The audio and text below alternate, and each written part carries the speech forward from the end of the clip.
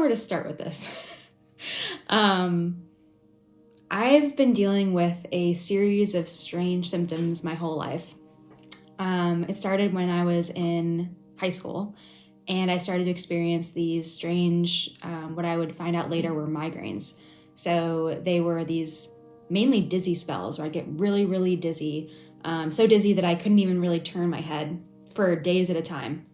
So I wouldn't be able to go to school. I wouldn't be able to do anything normal. I'd barely be able to go from my bed to the bathroom and back. And I went to different doctors about it. My parents didn't really know what to make of it. I think they thought that maybe I was trying to get out of something, or maybe that they would just pass because some doctors were saying it was just hormonal.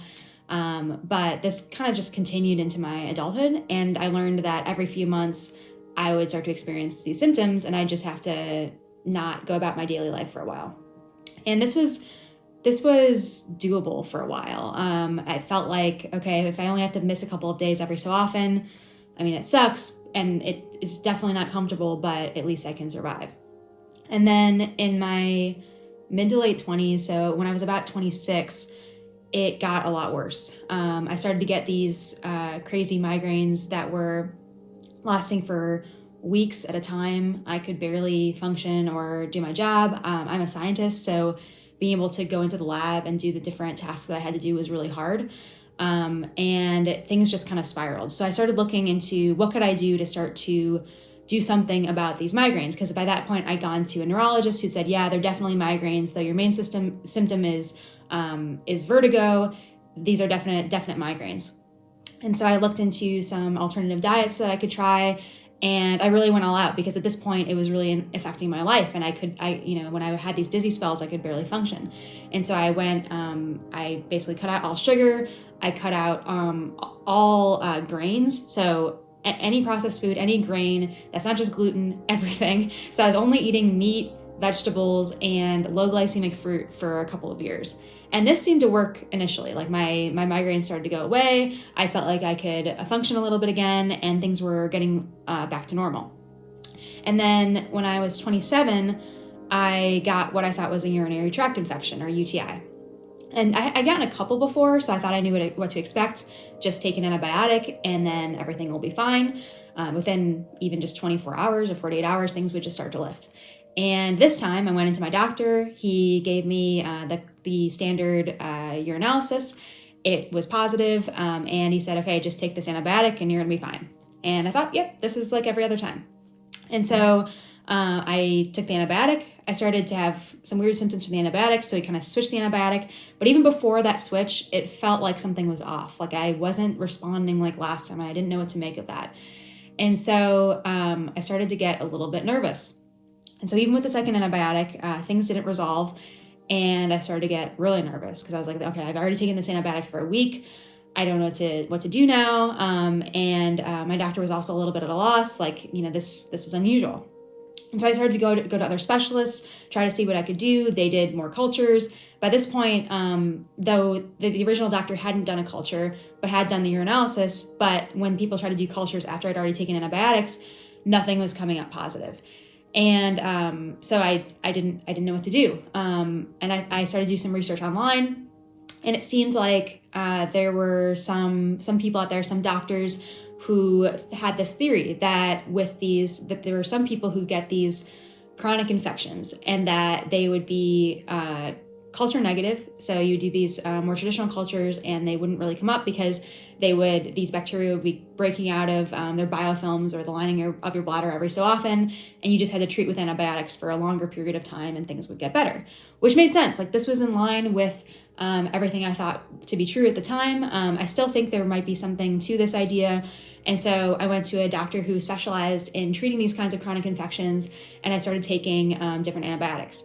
And the first ones he gave me, again, didn't really work. He eventually found one, doxycycline, that I took for a couple of months. That seemed to initially start to clear things up, and I was starting to feel a little more relieved. But at this point, I had gone through multiple months of just like intense symptoms and panic. I mean, if any of you have ever had a UTI, it feels like, you want to just peel your skin off because it's just so horrible and so, it's hard for people to deal with for a couple of days. They give you a special kind of medication that turns your pee orange to actually just numb your entire urinary tract.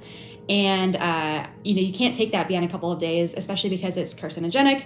But even so, like it stopped working, and there's nothing you can take. So you just have these terrible symptoms where it feels like you have to pee all the time. And also that like everything is just burning and it's horrible. You can barely sleep. And so I'd gone through multiple months of just panic and these symptoms, and I didn't know what to do. And so I was like, okay, I'm taking this doxycycline now. Things are getting a little bit better. But then the migraine hit again. So I'm like 2 or 3 months into this, and I start to get these terrible migraine symptoms again. But it's like worse than I'd ever experienced it before. And I'd been on this special diet, so I was like, okay, how could this be coming back now? This doesn't really make sense. But the extreme migraine made it so that I couldn't keep taking the antibiotic. So then I was really like, okay, I don't know what I'm going to do. And we keep trying different antibiotics. None of them really get close to what the doxycycline seemed to have been doing for me. I eventually ended up taking tetracycline for 9 months, a very long time. I mean, I tried so many different things to try to get this to lift, but these symptoms just continued and were quite recalcitrant for just 2 years. And it was the worst period of my life. I felt like I just couldn't really escape from them. I felt like no one really got what I was going through. I would go to these doctor's offices and they'd say, yeah, we can make an appointment for you in 3 months, as if anyone could really live with these symptoms for 3 months to wait for this appointment that probably isn't going to help you. Thank God I ran into these amazing urologists, Dr. Nelson, Dr. Malone Lee in the UK. I mean, they were amazing and they were incredibly helpful, just trying to help me get better. I mean, I don't think I would have gotten through that without the kind of doctors who I felt like were listening to me and knew how terrible this was and how much this really affected people. But I was also reading these stories online from these women who had what has been termed like interstitial cystitis or chronic bladder infections or chronic bladder syndrome. I mean, there's a lot of different words for it, but they had these stories where they just dealt with these symptoms for 30 years. And, they were taking these crazy pain meds because what else can you do? So they were on these really intense drugs. And even the most intense pain meds don't really touch this kind of pain. So you're not only on these terrible drugs for pain, but your symptoms aren't even fully resolved. So I felt like I was stuck in this endless cycle. Not only that, but I was still on this diet that was kind of making me miserable, but I felt like I couldn't even escape because it was like, the migraines and the bladder symptoms and, all this stuff was just circling and I didn't feel like I could get out. So about 2 years in, I noticed that my husband was he was just with me this entire time and he was doing everything he possibly could to support me. And, again, someone that I don't know what would have happened to me without him. And what I was noticing was that though he was doing everything he could to try to help me get better, take these medications, get through the terrible symptoms, I noticed that I was having going through this, it's really depressing. It's really, it stretches you to your mental limits. And I felt like I didn't want to keep torturing him with how dark it had become just psychologically for me. And so I was like, okay, before I reach the end of these symptoms, I need to do something about my psychological and my emotional state because I don't want to keep being a burden. Like I can't help being a burden to him on the symptom side, but I feel like I can help being a burden to him on the emotional side. So I was like, looking online again, looking through all these forums, just sort of like randomly searching. And on this one thread, I see someone say, and it was on this interstitial cystitis thread of all places. And someone just said, you might want to check out Nicole Sachs. And I was like, okay, like that's kind of strange. But I was, I'm desperate. I'm just like looking for something to do. And so I click on it and it seems like what she's talking about is more on the psychological side, emotional side, but she also has this list of things that she's saying she could help with. And one of them was interstitial cystitis and one of them was like migraines. And I was like, okay, this is kind of a strange list, but I guess it's worth a try. And I really just need to help my, my psychological state. So I'll just try out this thing that she has. So I tried out her program. I just sort of worked through it a little bit. And again, I didn't realize it at the time that she has, a lot of stuff also just kind of available on her podcast, which is really cool. But I just went through the different stages of her program, which is a lot of like emotional work, and it ended in this practice which she calls journal speak. And it's a special kind of journaling where you really let out all of your emotions, specifically like really negative emotions. And I felt like this was really what I needed to be doing, because I think when you're in this kind of space and you're dealing with these horrible symptoms, pain and otherwise, for so long, you don't feel like you can really let out the negative emotions, because there's just so much negative emotion that you feel like if you let it out, it will never stop and it'll just take you under. And but she was like assuring me and the other people who take her course that, like, if you do this, it will help you. So I just started doing this journaling. It's just basically a special kind of journaling for 20 minutes a day, and then 10 minutes meditation to kind of just re-equilibrate your system. I started doing it, and again, I wasn't expecting it to really do anything for my symptoms. I was just expecting it to help me get by. But I started to notice, like, a couple weeks in, I was just following that and starting to respond to my symptoms in a different way. And suddenly my symptoms start to lift, specifically my bladder symptoms. And I was like, and some of my migraine symptoms. And I was like, that's really strange. And I'm kind of an obsessive personality. So I said, okay, I'm going to just do this every single day. I'm going to do the journaling and meditation no matter what, every single day. And within 2 months, everything was better enough that I felt like I was returning to normal life. And that was just really bizarre to me, because, I'd taken all these antibiotics, I'd seen some improvement, but not really gotten to the end point. And suddenly this psychological and emotional practice was making this gigantic change for me that even the antibiotics hadn't been able to achieve.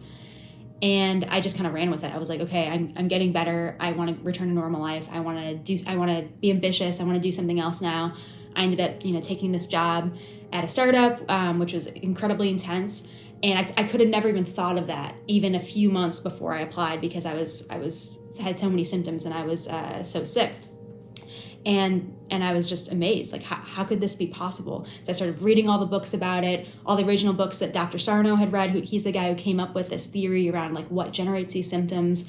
I became obsessed with it. I talked to different people in the community, different people who had written books about it, had similar, like, almost miraculous recoveries. And I ended up continuing this practice for many years. I still do it off and on. I see someone who is more of like a chronic pain coach. She helps me through different like day-to-day challenges. And ever since, when someone mentions to me I've been dealing with some sort of chronic symptom or chronic pain, I tell them my story, because I'm like, man, this miracle happened to me. Like, I can't not tell people about this. And so, but one thing I noticed was that when I would talk to people about it, they'd say, well, what do I do? Or what do I read? Or where do I start? And I'd say, well, like Nicole has this amazing series of podcast episodes. I definitely start there. Or you could read Dr. Sarno's books, or, there's all these different resources. But I think there's just like, it's hard because there's so many different things to check out. And there's not really like a central place where you can say, go here, you can do these things and you will get better.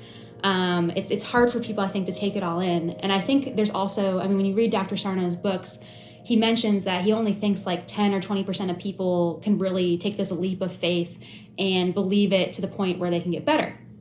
And that really struck me, because I was like, yeah, there are people who are willing to just take the leap of faith, either through just their original personality or just you're just so desperate you'll just do it. I think for me, maybe it was a combination.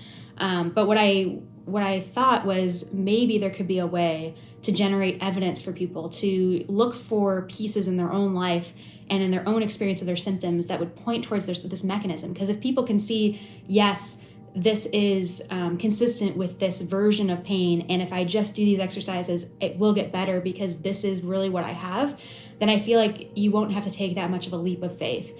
So what this project is really about is giving people tools to examine their own symptom experience and see how certain symptoms and certain ways in which things occur in their own kind of illness state are either consistent or not consistent with this theory of pain that Dr. Sarno had come up with. And so what all this is trying to create not only that technology that will allow people to really understand their symptoms, but also a more direct path of of education and of really being able to access these really simple treatment methods so that people can get better as quickly as possible. Because I know this is possible, and I know this is possible for probably most of the people who are watching this video who have these chronic symptoms. I mean, I've met so many people, and it's amazing. It's amazing to see how this has happened for every single one of those people and for myself. And so, so that's really what I wanted to tell you all about.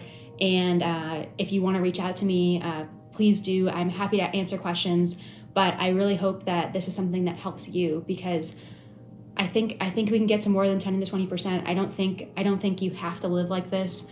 I don't think it has to be forever. And I think that something truly amazing can happen for you as well. Thank you for your time.